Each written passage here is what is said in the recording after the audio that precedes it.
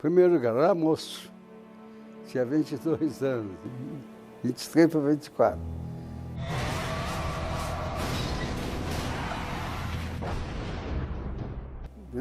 Para mim, a experiência foi normal. Enquanto os soldados falavam assim, Paulo, você é diferente. Nós ficamos preocupados com isso. Você está no piquenique?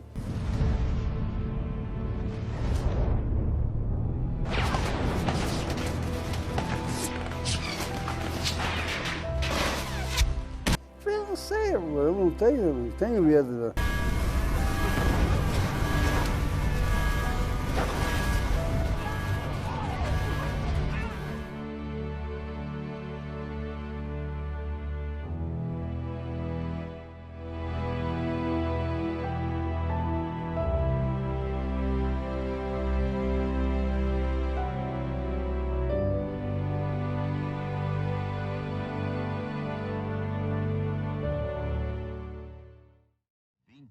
De agosto.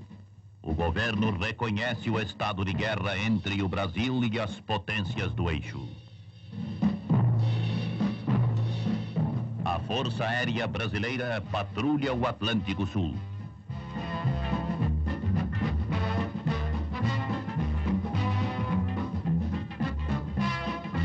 Já em maio de 1942, a FAB destrói um submarino nazista de 1.200 toneladas. 2 meses depois, outro submersível inimigo é afundado na proximidade de Cabo Frio. Primeira resposta dos brasileiros à estúpida agressão.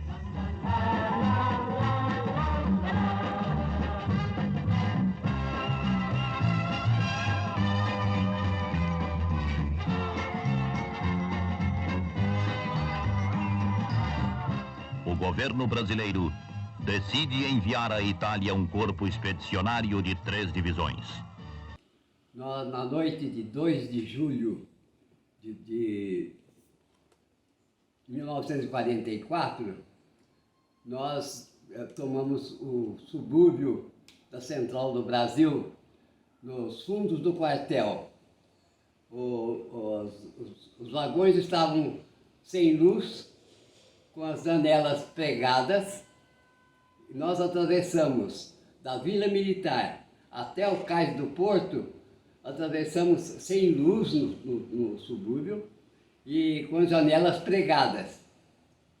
Nós descemos do subúrbio já no cais do Porto, às escuras e sem movimento nenhum. Tinha um navio enorme atracado, o General Mann, um transporte de tropas americanos. Esse navio transportou brasileiros para a Itália, mais de 5.000 brasileiros numa viagem. Além da tripulação, quase 1.000 homens. Era um navio enorme. E nós subimos no navio, pela rampa do navio, e fomos entrando no navio. Na parte inferior do navio, um inferno de calor. Cada um foi para um alojamento designado, que eram com beliches de lona, um em cima do outro, cerca de seis beliches em cada setor. Tinha mais de 300 expedicionários em cada alojamento. Não foi bom, não. Primeiro que a minha primeira companhia. Então, sempre que houve o problema, que a primeira companhia fica aí embaixo. Então, eu ficava abaixo do nível da água. Calor, que desgraçado. Em julho, né? Passar pela linha do Equador. Nossa, mas a pressão térmica era de 100 graus. Então, não podia nem dormir. Então, eu descobri perto da minha cama, perto do meu camarão, tinha onde ficava o ar que vinha do mar, né? Então, para a cabeça, eu dormia ali. No duro mesmo, no chão duro. Foi 15 dias. para muitos daqueles que estavam entrando naquele navio, era a primeira vez não só em entrar no navio, mas para muitos deles era a primeira vez que eles viam o mar, né? É o que aconteceu com meu pai, por exemplo. Ele nunca tinha ido visto o mar antes. Foi acabar vendo quando foi viajar, quando foi para o Rio de Janeiro e depois subiu no navio. E fizeram a viagem toda para ele. O que o meu pai falava é que era, como eles não sabiam para onde eles estavam indo, sabiam que eles estavam indo para a guerra, mas não sabiam para onde. A viagem de ida foi uma alegria, porque tinha samba, tinha música, se cantava, se divertia, né? Então ninguém tinha noção de onde que eles estavam indo. Nós só ficamos sabendo, quando estava no meio da travessia, que ficamos sabendo que era para a Itália.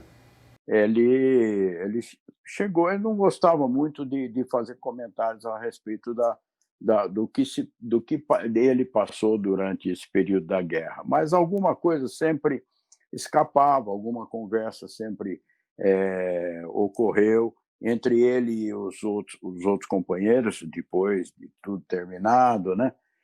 Eu me recordo que ele comentou que realmente eles embarcaram no Rio de Janeiro em um navio americano e foram sem um destino definido, pelo menos para eles. E ele sempre comentou, assim, ele gostava de comentar isso, que a vida no navio durante a viagem foi assim um período de muito sobressalto.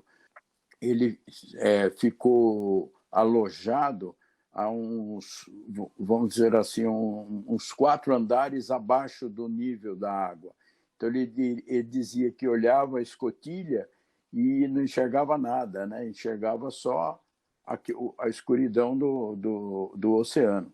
Quando chegamos em Gibraltar, aí nós ficamos sabendo que a gente ia ou para a Itália, ou para a Europa, ou para a África.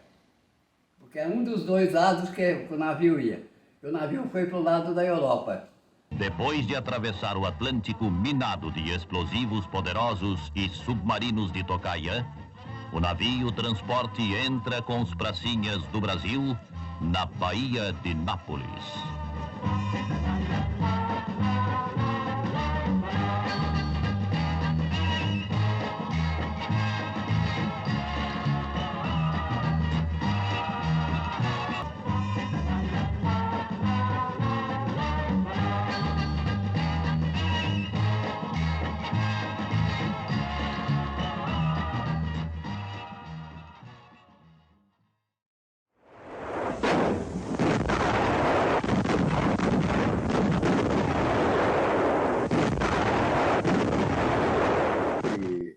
Enfatizou muito que o treinamento que eles sempre tiveram aqui, em que eles usavam um armamento extremamente ultrapassado, né?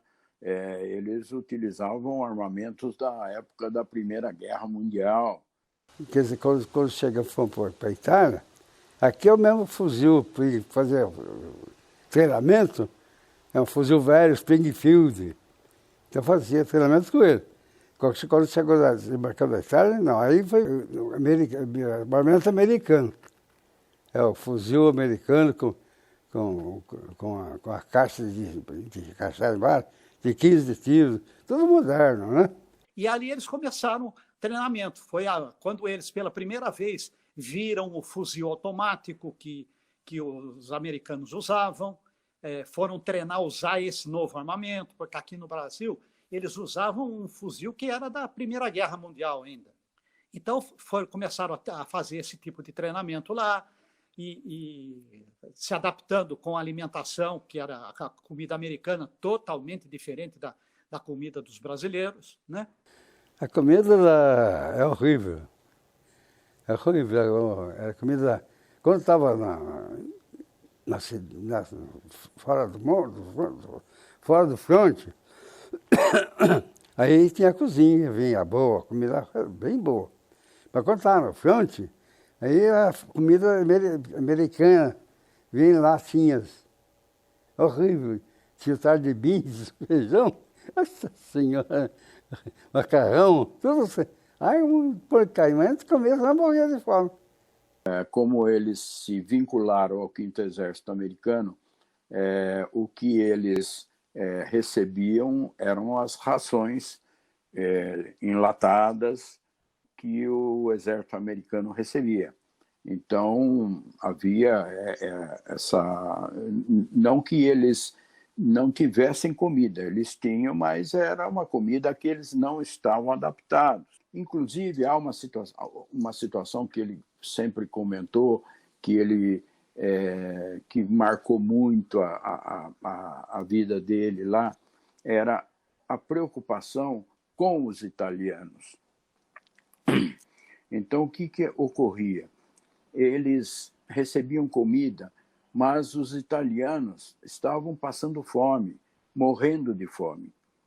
Então, o brasileiro, como sempre, ele tem assim uma cordialidade, ele tem um espírito de grupo, um espírito humanitário. E o que eles faziam? Eles partilhavam, eles dividiam a comida que eles comiam. Isso meu pai me contou, que o grupo, pelo menos o grupo dele, os amigos, o pessoal da corporação a que ele pertencia, eles se cotizavam e pegavam chocolates, pegavam as comidas enlatadas e repassavam para as famílias italianas por onde eles estavam indo. Eu estava assim na cidade, tinha um menininho assim, de uns 7 anos, aí ele disse, me dá chocolate? Eu lembrei, eu tinha um chocolate no bolso, né? Tirei e dei para ele. Aí chorou, se derrubou. Ai, meu Deus, chorei, derrubou, chorando, coitado. Ele, inclusive, chegou a citar uma situação que ele ficou extremamente condoído quando um pai de família chegou até eles e trouxe a filha, oferecendo a filha em troca de comida. E eles... Desculpe, mas isso... Só um minutinho, por favor.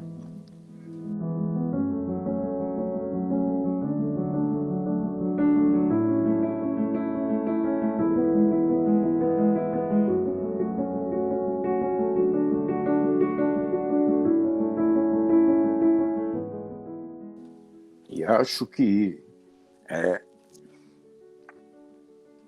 esse espírito de compaixão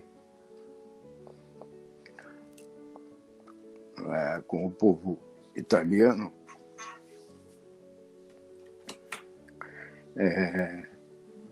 fez com que eles se tornassem pessoas melhores.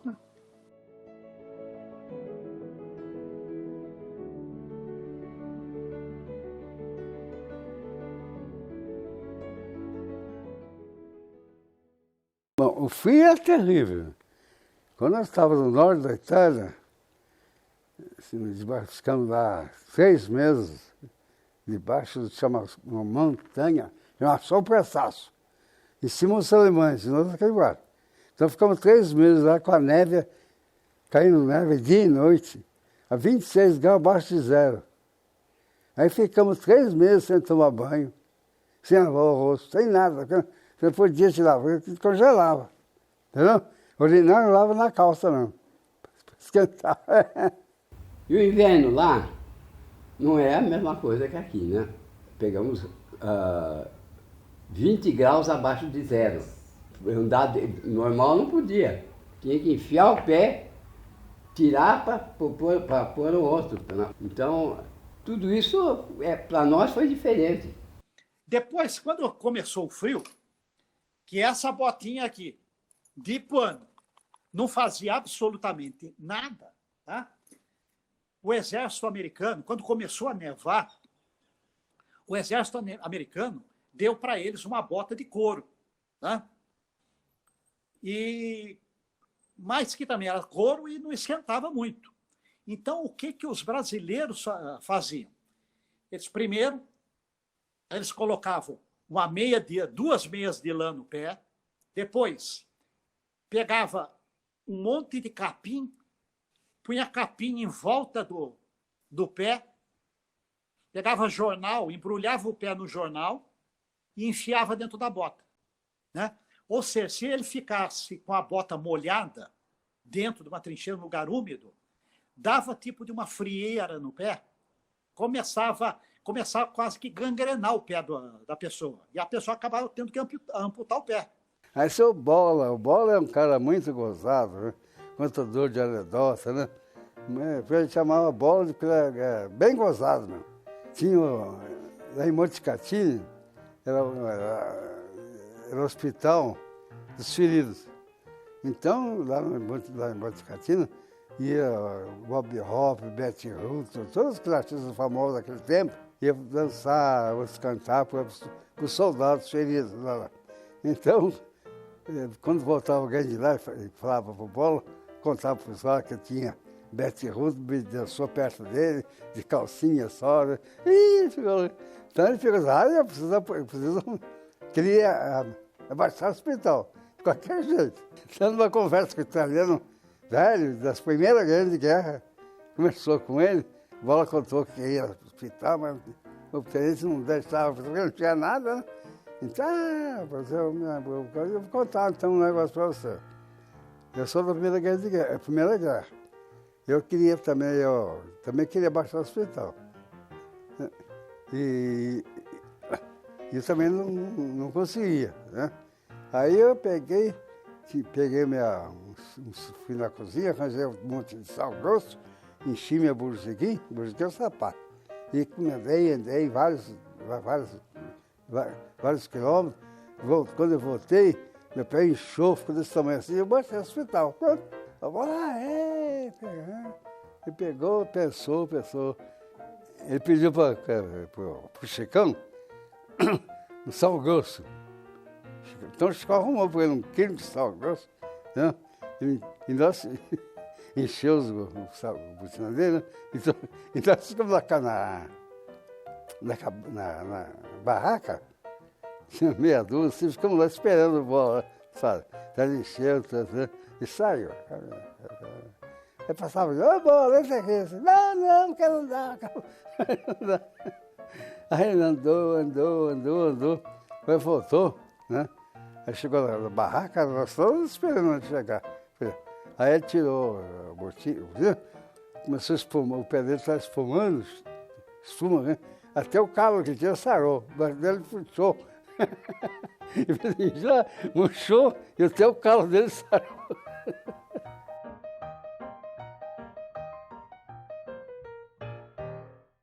Como o meu pai, ele sabia dirigir e tinha habilidade para mexer com carro, ele foi escolhido para fazer treinamento de motorista de Jeep, tá? Então, foi dado um Jeep para ele e para outros brasileiros também, né?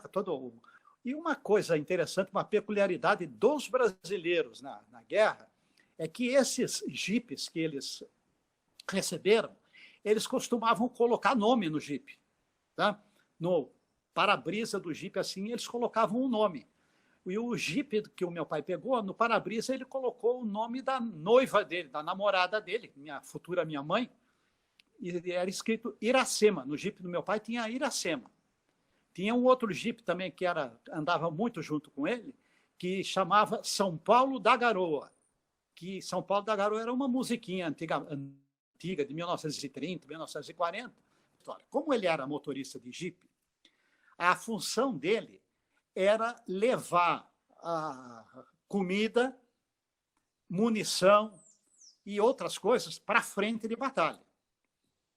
Mas isso ele só podia fazer de noite, porque se ele fosse de dia, os alemães que estavam naqueles morros, tudo, jogavam a bomba em cima dele lá e acabava com ele, com o Jeep, com tudo.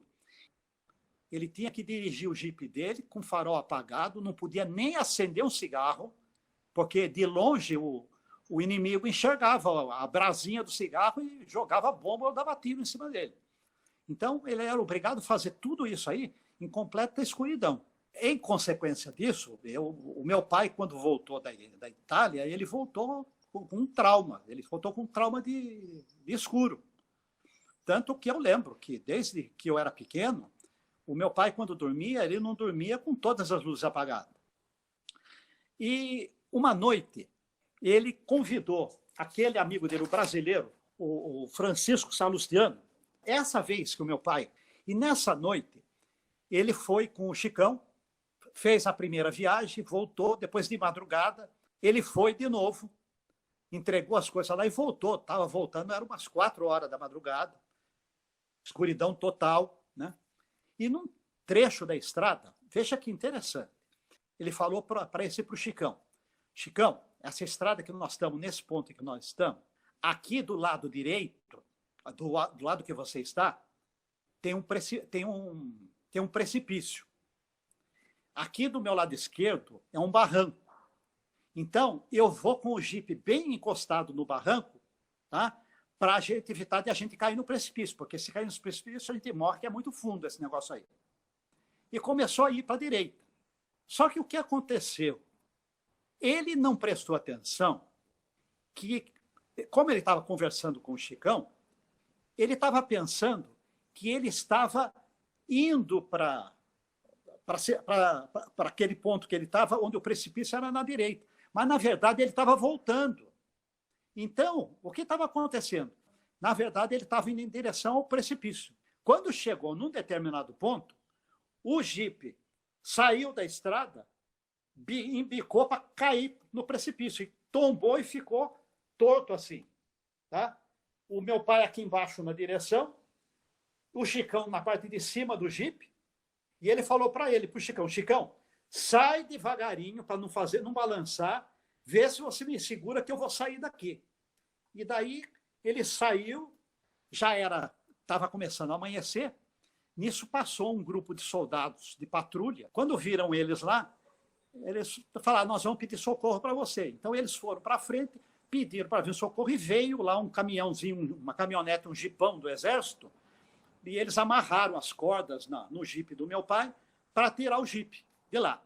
Eles estavam, eu não me recordo se é em Firenze, me parece que é o período em que eles estiveram em Firenze, em Florença, né?